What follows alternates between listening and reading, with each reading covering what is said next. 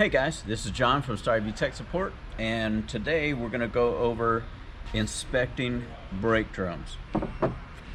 So, we have a little sample of brake drums here, different types, different issues that we've found here.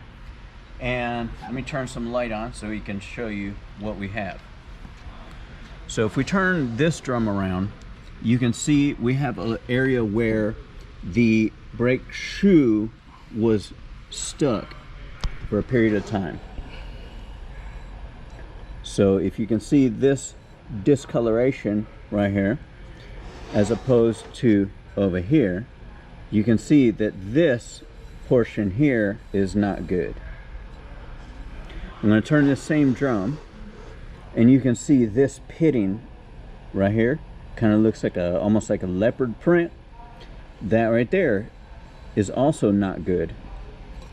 I'm going to flip this drum over, and we've labeled it uneven surface, and it only measures 1/1000th of an inch out of round.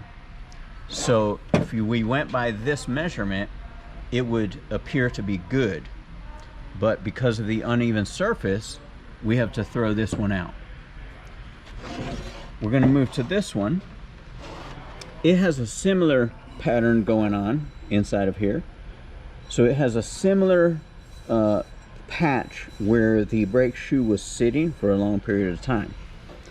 If we spin it around, it also has a similar pattern where it looks like a leopard print, and that is gonna put us out, basically meaning this shoe or this drum is no good.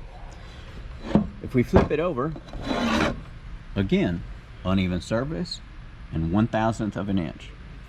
So as far as out of round, this would pass and this one would pass, but because of the surface finish, they're not going to work.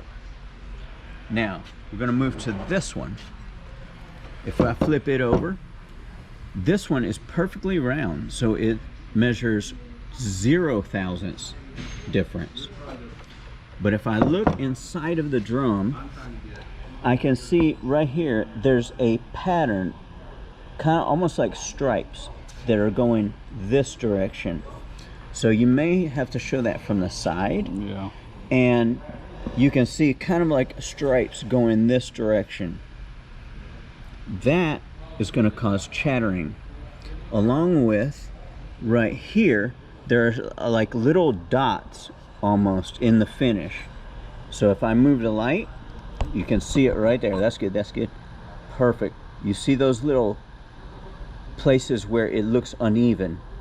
Those little dots are going to cause chatter. So even though this drum is perfectly round, that is not going to work, because as those shoes hit those little raised areas, you're going to have a chattering noise.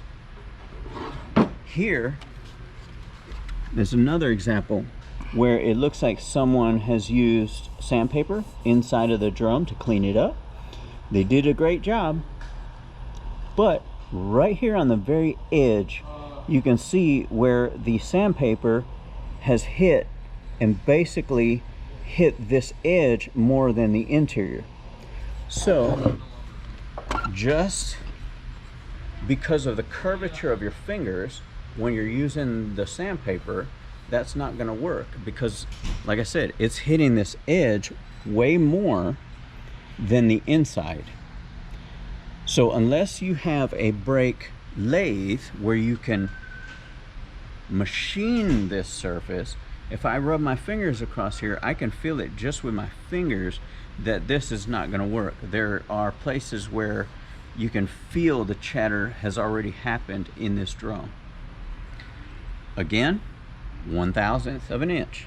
So if you're only going by this, this would pass as a good drum. Here, this one is a very pronounced rust inside of there. So we know that's not going to work at all, but we just wanted to show all the different variations that you can have inside of these drums. Again, let me show you right here. If you can see that little textured pattern. So think of that right there, that textured pattern, as a rock skipping over water. So like if you were ever to skip a rock over a pond or a lake where you throw it like this and it skips across the water, that's the same thing that your shoe is going to do across this surface right here. And each time that it hits, it's going to make that noise, that vibration, making this chatter. So if you have a brake squeal, brake screeching sound, that's what's making it. So we just wanted to show you here. We're going to open up a brand new drum and we're going to take a look to see what it measures. We're going to show you what we're looking for using a brand new drum. Inside of here, we see that it's machined. So that surface is brand new. But we just want to clarify that just because something is brand new does not mean it's good.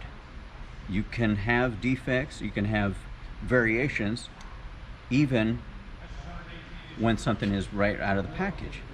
So we're just going to double check and make sure, see what we have here. So if we measure 6/300 that direction. So I'm going to show you real quick. I'm just going to turn 90 degrees.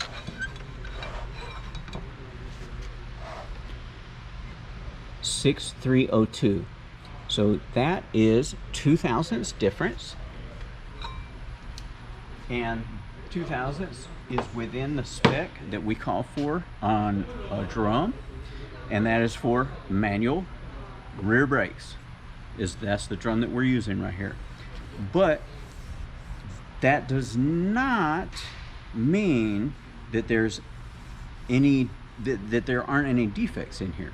So you would need to clean your brakes, your brake shoes, put the stop squeal compound on there, and then you would drive this down the road after you adjust the brakes. You want a slight drag when you adjust the shoes. You want a slight drag. So when I turn this drum, I should hear a kind of a sound that makes like shh, shh, that kind of sound. Then I know that I just have a slight contact with the drum, drive it, and we're looking to make sure that I don't hear any chattering at that point. Most times with the BG stop squeal, you won't hear any sound at all. But that's something that it takes a little bit of time for all of those brake parts to wear in and indicate if there's any patterns that are going to form. It's going to take a little bit of time for that to happen. So hopefully that gives you a little bit of information about drums, how to check them, and what you're looking for as far as things that might cause a problem, things that might cause squealing, chattering, scraping sounds.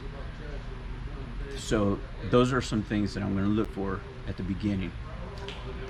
If you are interested in learning more about this type of stuff, little finesse type things that are little details that are going to help you become better in the shop out here in the service bay, feel free to subscribe. Drop us a question in the comments if you have anything that you are wondering about. We're looking to continue the discussion with you guys, even on a daily basis, giving you more information to be able to do your jobs better. So from Star Tech Support, we let you guys get back to work.